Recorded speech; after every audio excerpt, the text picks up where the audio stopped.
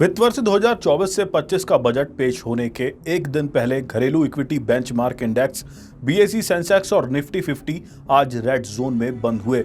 शुरुआती गिरावट के बाद आज मार्केट ने काफी संभालने की कोशिश की और रेड जोन से ये ग्रीन जोन में पहुंचा, लेकिन दिन के आखिरी में ये गिरकर बंद हुआ। हालांकि शुरुआती दबाव से उभरते हुए मिड और स्मॉल कैप शेयरों में जबरदस्त खरीदारी का माहौल लौटा।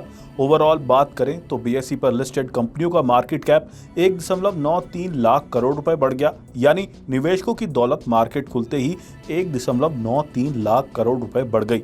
अब इक्विटी बेंचमार्क इंडेक्सों की बात करें तो बीएसई सेंसेक्स फिलहाल 102.57 पॉइंट्स यानी 0.13% की गिरावट के साथ 80,502.08 और निफ्टी 50 21.65 पॉइंट्स यानी 0.62% की फिसलन के साथ 24,509.25 पर बंद हुआ। एक कारोबारी दिन पहले यानी 19 जुलाई 2024 को बीएसई पर लिस्टेड सभी शेयरों का कुल मार्केट कैप 4,46,38,826.75 करोड़ रुपए था।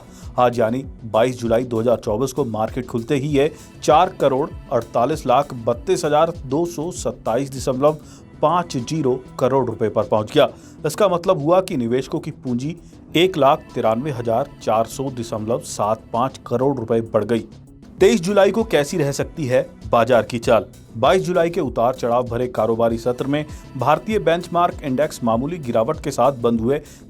आज लगभग 1,953 शेयरों में तेजी आई, 1,575 शेयरों में गिरावट आई और 116 शेयरों में कोई बदलाव नहीं हुआ।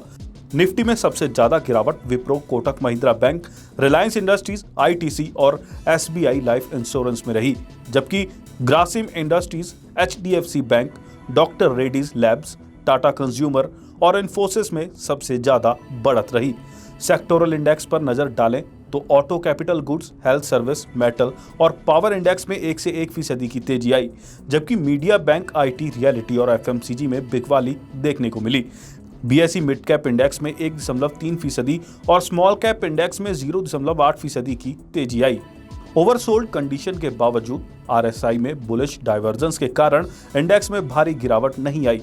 बाजार में आज मिलीजुली गतिविधि देखने को मिली। मिड और स्मॉल कैप में तेजी आई, जब निफ्टी 21.65 अंक की मामूली गिरावट के साथ 24,509.25 पर बंद हुआ। ऑटो और फार्मा सेक्टर में 1% से ज्यादा की बढ़त देखने को मिली। ये आज के आउटर परफॉर्मर रहे, जबकि रियलिटी सबसे अधिक गिरा और उसके बाद आईटी का नंबर रहा। कल यूनिट बजट के दबाव को देखते हुए दोनों तरफ उतार चढ़ाव की उम्मीद की जा सकती है। निफ्टी के लिए 24,200 पर तत्काल सपोर्ट दिख रहा है, जबकि ऊपरी स्तरों पर इसके लिए 24,800 पर रेजिस्टेंस है।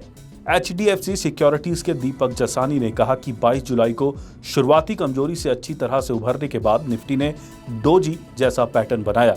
हालांकि अंत में ये मामूली गिरावट के साथ बंद हुआ।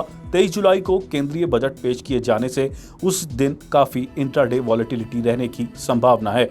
निफ्टी को शॉर्ट टर्म में 24,661 और उसके बाद 24,801 पर रेजिस्टेंस का सामना करना पड़ सकता है, जबकि किसी गिरावट में 24,141 पर सपोर्ट मिल सकता है।